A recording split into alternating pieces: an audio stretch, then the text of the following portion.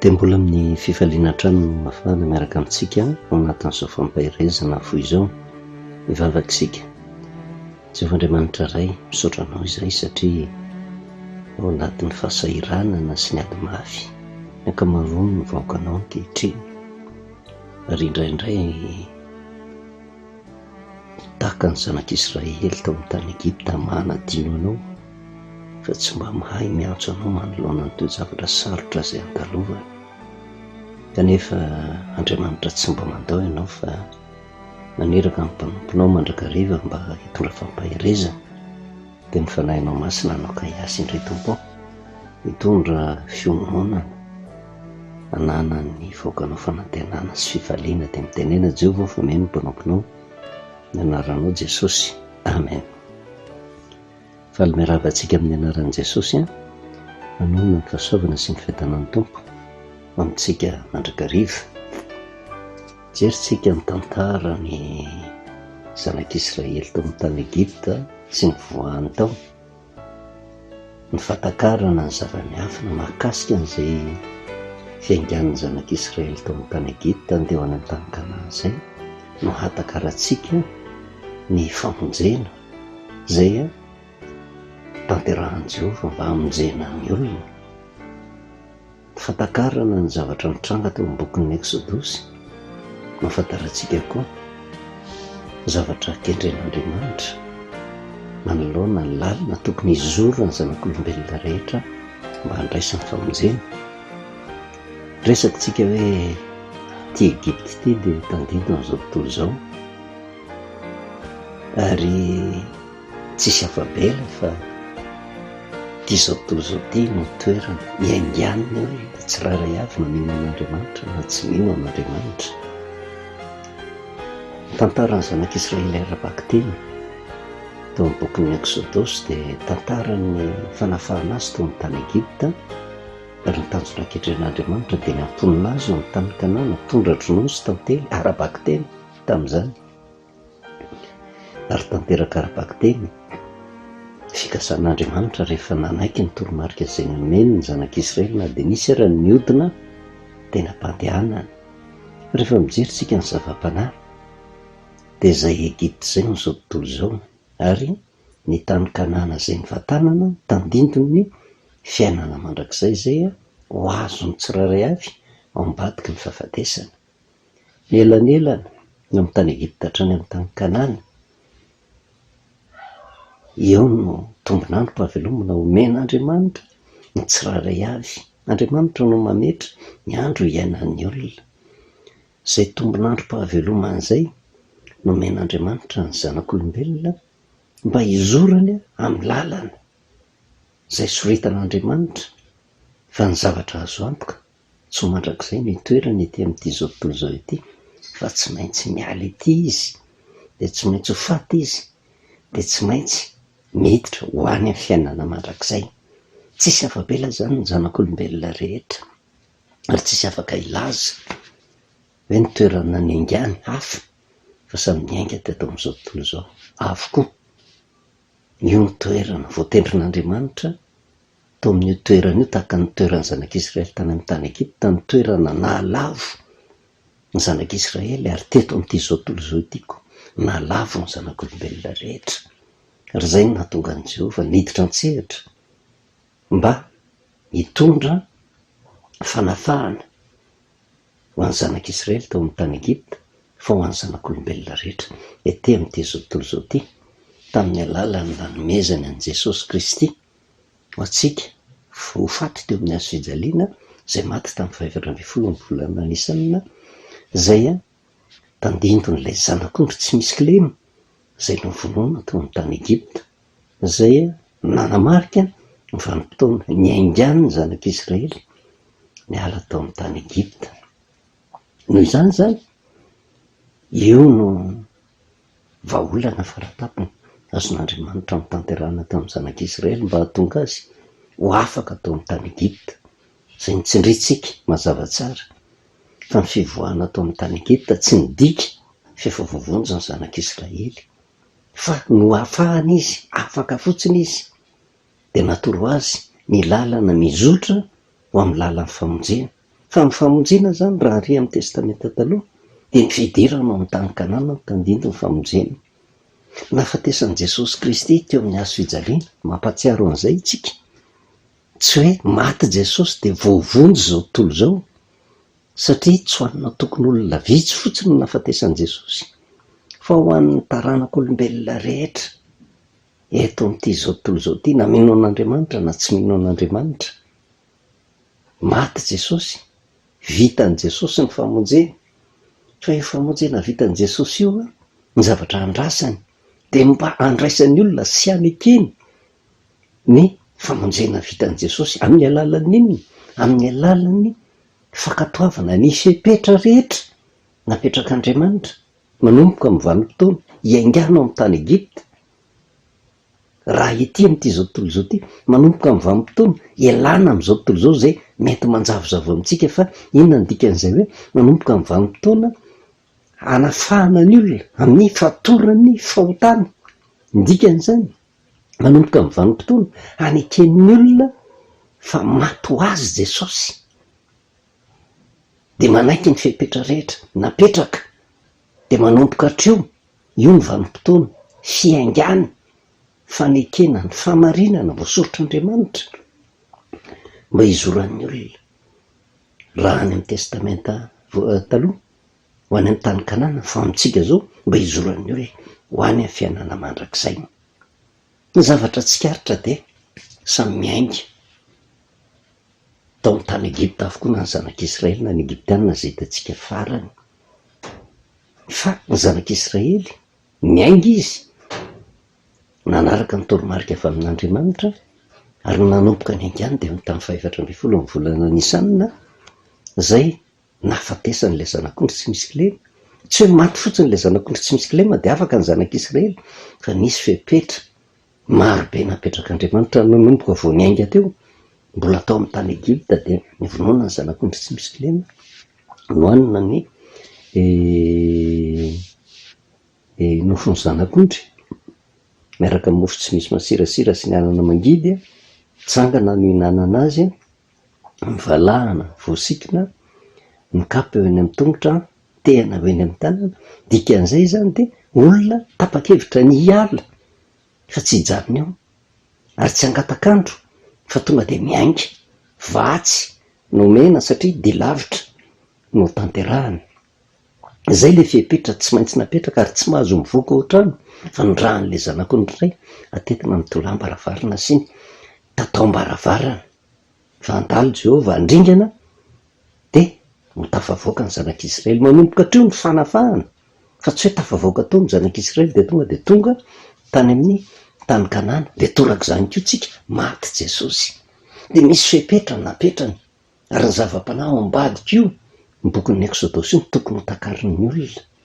Rehefa tapa-kevitra ny ainga dia tsy fikitra intsony amin'ity zao tontolo zao ity, fa anaiky ny toromarika avy amin'Andriamanitra dia ny fanekena inana n'ilay nofon'ny zanak'ondry tsy misy kilema izay tsy iza fa Jesosy Kristy.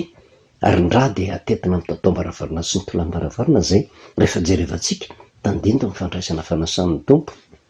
Fandraisana fanasan'ny tompo io izay midika fa tsy mbola voavonjy fa manomboka miainga. Zany hoe raha aty amin'ny testamenta taloha tamin'ny nahafatesan'i Jesosy Kristy zany dia ny vanim-potoana iaingana, dia ny vanim-potoana naneken'ny olona handray an'i Jesosy ho tompo sy ho mpamonjy ny fiainany.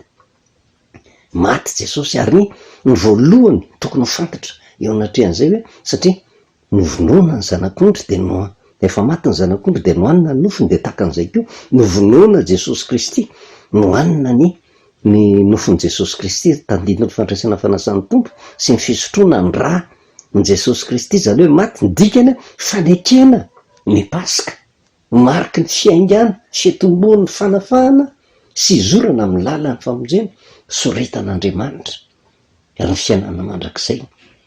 Zay ny heverina fa tany Kanana. Kanefa ny zavatra mitranga, mahazo tombon'androm-pahavelomana avokoa ny olona rehetra na mino na tsy mino an'Andriamanitra. Samy miainga teto amin'ity zao tontolo zao ity, fa ny vanim-potoan'ny ainganany tsy mitovy. Fa inona no mahatonga antsika hoe tsara fiaingana? Satria nanaiky ilay Pasika tamin'ny fahafatesan'ny Jesosy Kristy tamin'ny 410 ny volana Nisanina. Fa ny tara fiaingana de mety izy mizara roa, na izy tsy manaiky mihitsy any Jesosy ho tompo sy mpamonjy ny fiainana, na izy manaiky amin'ny vavany, fa saingy tsy arak'le mbaiko nomen'Andriamanitra azy ny lalàna sy ny didy na rahany farak'izay sitrapony ny tenany, de tara faingana foana izy eo anatrehan'izay. Kanefa ny zavatra azo antoka tsy maintsy ho tonga amin'ilay fiainana mandrakizay, tsy maintsy maty avokoa. De ny zavatra mitranga nefa na tsara na ratsy tsy maintsy mitsangana, de ho velona mandrakizay de misy fiainana miandry ny sambatan'olona tsiraray avy. Raha iverenantsika vakina ny Jaonina 5 de zao ny voasoratra ao, de ny 9 fa 20 aza gaga amin'izany fa avy ny andro izay andrenesan'ny olona rehetra any am-pasana ny feony, de ivoaka izy zay nanao ny tsara ho any amin'ny fitsanganana ny fiainana, fa zay nanao ny ratsy kosa ho any amin'ny fitsanganana ny fanamelohana. Maty ny olona de mitsangana izy. Raha ny tantaran'ny zanak'Israely de niainga tao amin'ny tany Egipta de tonga any amin'ny tany Kanana, fa rehefa tena jerevanao amin'izay le fiainana mandrakizay mizara roa ny toerana zay izy. Misy le Kanana ny lanitra, le fiainana mandrakizay sambatra eo anatrehan'Andriamanitra, araka ny resahany aty amin'ny 20 hoe ivoaka izy zay nanao ny tsara ozy ho any amin'ny fitsanganana fiainana, zay le Kanana araka ny sitrapon'Andriamanitra. Fa zay nanao ny ratsy kosa de ho any amin'ny fitsanganana no fanamelohana. Diso hevitra le olona, satria izy mieritreritra fa hivantana any amin'le Kanana, fa Kanana sandoka ny vatanany, zay misy ny fijaliana mandrakizay. Ary zay no tokony hitodiantsika amin'ny tenin'Andriamanitra. Tsy sangisangy ny fivavahana, tsy sangisangy io lalàna petrak'Andriamanitra io, fa na ianao anaiky tsy misy fepetra ny tenin'Andriamanitra de manaraka ny toromarika zay napetrany. Ary mitanjona ankendren'Andriamanitra de ampiala ny olona tsy fikotra amin'ity zao tontolo zao ty, fa azo fiadanana mandrakizay any amin'le fiainana mandrakizay. Zay ny tanjona ankendren'Andriamanitra. Fa rehefa tsy manaraka le toromarika apetrak'Andriamanitra de ho vita ianake ny dia ety amin'ity zao tontolo zao ty, fitsangana ho any amin'ny fanamelohana mandrakizay. Raha iverenantsika ny bokin'ny Exodosy zay nresahantsika ny 420 io, de niainga tokoa ny zanak'Israely, afaka fa tsy voavonjy ozy tsika, fa zahana toetra indray manomboka hatreo, satria ny famonjena no efa vita de atory le lalana azo ho mpamonjena, de raha mizotra amin'iny lalana iny de ho vonjena, zay ny marina. Fa raha ohatra hoe efa maty Jesosy ka efa voavonjy ny zanak'olombelona rehetra, tena sahako miteny an'izany, tsisy ilana ny tokony hivavahana intsony. Fa matoatsika mivavaka de mamantatra ny lalana soritan'Andriamanitra mba hidirantsika any amin'le Kanana maharitra mandrakizay de fiadanana, fahasambarana. Aty amin'ny Exodosy 420 natonga ny zanak'Israely babo tao amin'ny tany Egipta nge, nampijalian'ny Egiptianina, satria nahitany Egiptianina tombotsoa ny fampiasana sy ny fanadevozana ny zanak'Israely, ka ny babony tanteraka. Ary tsy vitany no babony tanteraka ny tenany, hatramin'ny fisainany, ny arenany rehetrarehetra no babony. Zany hoe ny Egiptianina tsy nijery afa-tsy ny tombotsoa ny tena, ny tombotsoa ny nofo, tsy nijery afa-tsy ny mahafinaritra zay iainana eo amin'ny tany Egipta. Tsy zay nefa ny sitrapon'Andriamanitra, fa ny sitrapon'Andriamanitra hamoaka ny zanak'Israely mba hiala tao anatiny toe-tsain'ny Egiptianina zay mifikitra ny tombotsoa ara-nofo, fa hibanjina ny tombotsoa ara-panahy. De rehefa tafavoaka ny zanak'Israely, efa nifaiziny Jehovah amin'izay ny Egiptianina, lasa ny zanak'Israely niainga tao amin'ny tany Egipta. Resahantsika hoe eto amin'izao tontolo zao miainga ny olona tena mino an'Andriamanitra, fa ny fotoana zay aingana de faritana amin'ny 420 volana Nisana, le Pasika, tandinton'ny fahafatesan'i Jesosy Kristy, miainga ny zanak'Israely. De rehefa lasa ny zanak'Israely taitra amin'izay ny Egiptianina, lasa koa izy mba miainga, fa tao aoriana ny aingana ny zanak'Israely, tara fiaingana. Ary natoka antsika niresaka hoe rehefa jerevana lavitra ny fizotro ny diany zanak'Israely sy ny Egyptiana samy niainga tao amin'ny tany Egypta. Rehefa nijerevana ny lalana ny zorany mitovy. Raha jerena maimaika fa tsy mandinika tsara de ohatran'ny hoe nandeha tamin'le lalana zay nisoritan'Andriamanitra. De raha tsy mahay mandray zany de hoe ohatrany nanao sitrapon'Andriamanitra avokoa na ny Israely na ny Egyptiana, satria samy niainga tao amin'ny tany Egypta de samy misotra amin'ny lalana nisoritan'Andriamanitra. De raha jerevana de ohatran'ny hoe marina na ny Egyptiana na ny Israely, satria le lalana voasorotran'Andriamanitra no narahany. Kanefa rehefa tena jerevana na ny vanim-potoana ny aingana azy tsy mitovy ny fepetra na ankatoavina. Ny Egyptiana izy tsy nitanina ny Pasika fa niainga fotsiny izy, zany hoe niainga niala tao amin'ny tany Egypta. Fa saingy tao aoriana ny fiaingan'ny zanak'Israely, ny zanak'Israely lasa melo. Fa ny Egyptiana tara ny tanjona nikendren'izy ireo tsy mitovy. Ny zanak'Israely raha niainga ny tanjona nikendreny de hiditra andovy ny tany Kanana zay efa nomanin'Andriamanitra azy. Zany hoe ho an'ny olona miaraka amin'Andriamanitra de zao miainga, ary ny 4ambin'ny volana Nisanina no mariky ny fiaingana. De ny tanjona kendreny ny olona mahatsapa mahatakatra ny 4ambin'ny volana Nisanina de ny fiainana mandrakizay. Tsy midika zany hoe atao tsinontsinona ny fiainana ara-nofo, fa reny mandalo fa ny fiainana mandrakizay ny tena kendreny. Zay ny olona mino an'Andriamanitra. Fa niainga koa nefa ny Egyptiana, araka ny resantsika hoe tsy tamin'ny 4ambin'ny volana Nisanina, tsy talohan'ny 4ambin'ny volana Nisanina, fa taoriana ny 4ambin'ny volana Nisanina. Zany hoe tara fiaingana de ohatra nizotra tamin'ilay lalana, fa ny tanjona nikendrena kosa de tsy mitovy. Satria ny antony nanenjehana ny zanak'Israely hoe reny no nahitantsika soa, reny ny tena nampiadana atsika, reny no azontsika nandevozina mba ahatonga atsika tena hanan-karena. Zany hoe tanjona kendren'ny Egyptiana de le momba ny nofo, le hoanty zao tontolo zao ty hitaona ny zanak'Israely ho tia sy akamany any Egypta. Zany hoe rehefa tena jerevana aloha zany de tsy voatery hoe olona tsy mino an'Andriamanitra maka ny toeran'ny Egyptiana, fa mety olona mino an'Andriamanitra ihany koa, fa saingy ny tanjona kendreny tsy mitovy. Voalohany indrindra matoa tara fiaingana tsy manaiky ny 4ambin'ny volana Nisanina, Pasika fahafatesan'i Jesosy Kristy, de tsy maintsy tara fiaingana. Noho izany zany ny tara fiaingana de zao ny Pasika tsy 4ambin'ny volana Nisanina zany mihitsy. Fa ho an'izay miainga ka mahatakatra n'le 4ambin'ny volana Nisanina, tanjona kendreny de ny fiainana mandrakizay. Fa zay tsy manaiky ny 4ambin'ny volana Nisanina azontsika hamarinina zany mody resahana le fiainana mandrakizay, fa mampiorina fotom-pampianarana, mampiorina ny olona hifikotra amin'ity zao tontolo zao ty, zay ho levina vola, harena, voninahitra, zay ny fototry ny fitoriana filazantsara, zay tsisy hafa amin'le trem-panahy ny jentilisa.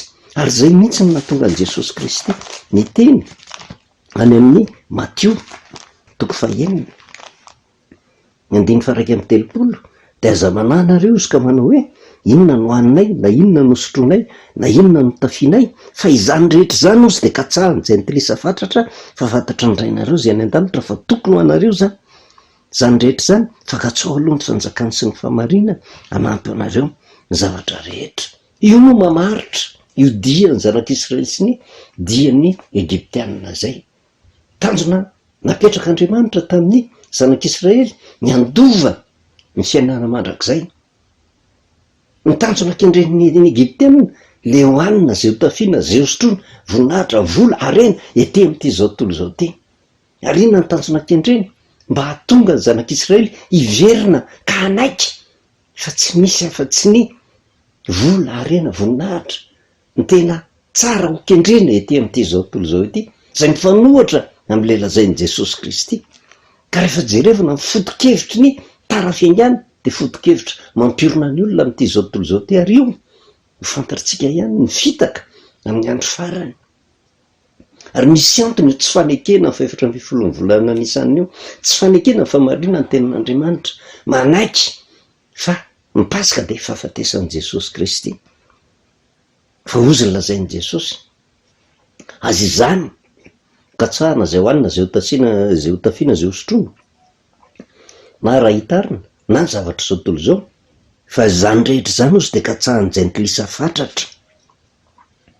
Ny jentilisa ny fatra-pikatsaka an'izany, ka raha misy mpivavaka ka zany ny fototry ny fitoriana ny filazantsara zay hoanina zay hotafiana zay hosotroina vola alena voninahitra fagagana manaitaitra de te am'ty zao tontolo zao ty kristianina jentilisa izy zay. Raha vo kristianina jentilisa de tena manana ny toetra ny egyptianina tara-fiaingana. Fa nytenenin' Jesosy ka tsao ny fanjakako sy ny fahamarinako izy de hanampy anareo zany rehetrarehetra zany. Zany hoe nytenenin' Jesosy le fiainana mandrakizay katsahana fa zay hoanina zay hotafiana zay hosotroina omena maimaim-pony zany. Ary zay no nahatonga antsika miresaka hoe tsy hoe mikatsaka ny fiainana mandrakizay akory de atao atsirambina ny ara-nofo, fa ny olona miaraka amin'Andriamanitra tsy ny zavatra ra-nofo levina akory tena vaindondra raha ao an-tsaina fa ny tanjona kendreny fiainana mandrakizay. Ary zany rehetrarehetra zany no hitantsika eo amin'ny tantaran'ny fiangan'ny zanak'Israely sy ny Egyptianina, kanefa mbola hitantsika moa ny tantara. Fa raha fitiantsika inona no afatra tian'Andriamanitra ampitaina mba tsy hahatonga antsika emotra hiverina, tokony tsy ho tia an'izao tontolo zao. Araka voalazan'i Jaona voalohany zay mamarana antsika azy, manamafy ny tenin'i Jesosy Kristy. Aza tady zay hoanina zay hotafiana zay hosotroina fa ny jentilisa ny fatra-pikatsaka an'izany ozy. Ka tsy mifanjakako sy ny fahamarinako de hanampy anareo ny zavatra rehetra de zao nolazain'i Jaona voalohany toko faharoa de andininy fahadimy amby folo ka hatramin'ny andininy fahafito amby folo. Aza ty zao tontolo zao ty na zay zavatra eo am'izao tontolo zao, raha misy olona ty zao tontolo zao ty de tsy ao anatin'ny fitiavana ny ray, fa ny zavatra rehetra eo am'izao tontolo zao de ny filan'ny nofo, ny filan'ny maso, ary nyrehaka momba an'izao fiainana zao de tsy avy amindray fa avy am'izao tontolo zao ihany. Ary mandalo zao fiainana zao sy ny filany ozy fa zay manao ny sitrapon'Andriamanitra no haharitra mandrakizay.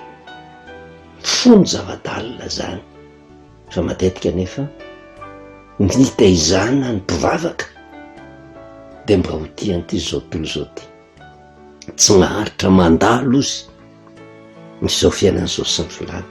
Ka matoko sy mena fa manomboka izao tsika de hitotika amin'Andriamanitra ka angataka amin'Andriamanitra mba tsy isan'izay tara fiaingana ho tian'izao tontolo zao, fa isan'izay tsara fiaingana ka ho tafiditra amin'ny fiainana mandrakizay. Voninahitra n'Andriamanitra rereny vavatsika. Sotranao Jehovah Andriamanitra ny amin'ny tenanao indray izay tonga taminay minorontsorotra ny lalan'ny famonjena mba hatokanay ho vonjena de mifanahinao ny taridalina mandrakariva tompo mba tsy voareborebo ny fotom-pampianarana mafikitra amin'ny filany zao tontolo zao, fa mba andalina kosa ka hikatsaka le fiainana mahasambatra. Sodra indrindra ray amin'ny anaranao Jesosy, amen. Manao velomantsika amin'ny anaran'i Jesosy a, manona fahasoavana sy ny fiadanan'ny tompo amintsika mandrakariva.